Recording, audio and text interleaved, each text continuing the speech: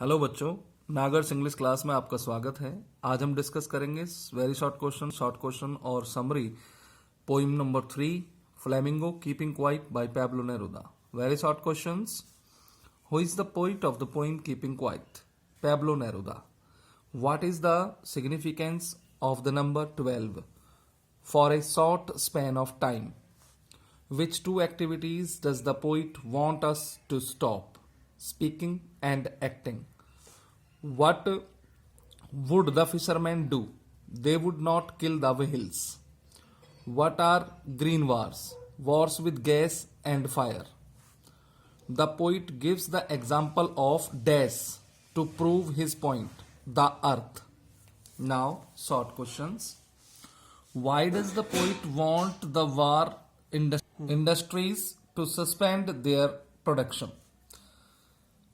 कवि क्यों चाहता है युद्ध बनाने वाले कारखानों से कि वो अपना हथियार बनाने का प्रोडक्शन रोक दे? द पोइट वांट्स दैट, कवि ये चाहता है कि war industries should suspend their production of weapons, कि युद्ध के हथियार बनाने वाली कंपनियां हथियार बनाना रोक दें, एंड लेथल गैसेस और गैसेस को बंद कर दें। इफ इट हैपन्स, अगर ऐसा होता है, there will be no wars, तो युद्ध नहीं होंगे।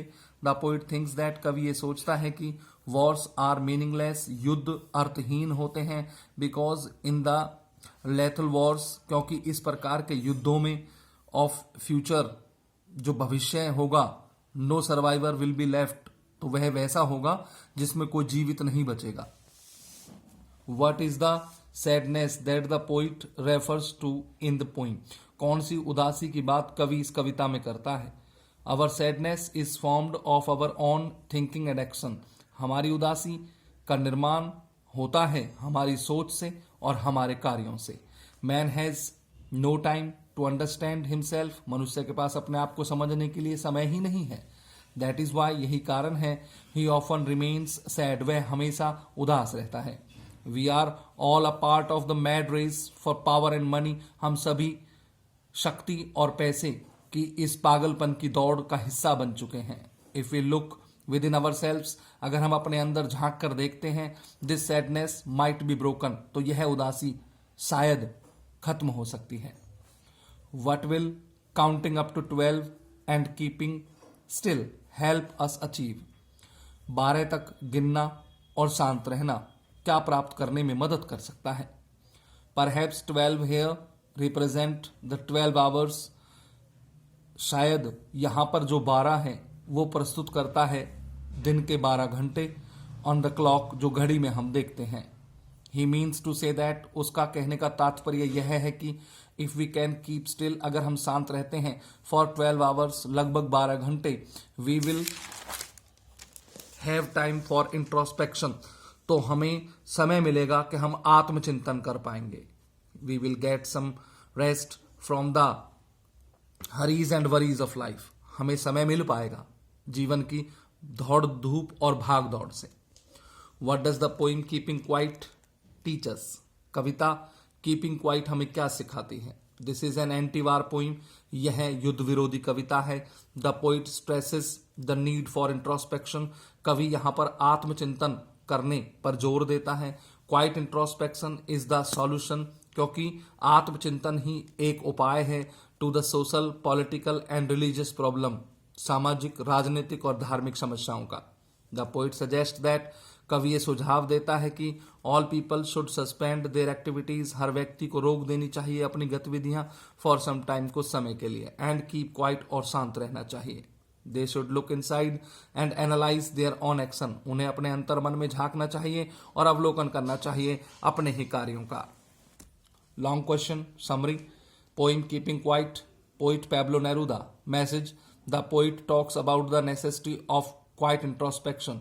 यहां पर कवि आवश्यकता बताता है कि हम आत्मचिंतन करें, एंड क्रिएटिंग अ फीलिंग, और वह उत्पन्न करना चाहता है एक भावना ऑफ म्यूचुअल अंडरस्टैंडिंग, आपसी समझ की, अमंग ह्यूमन बींग, मनुष्य के बीच में।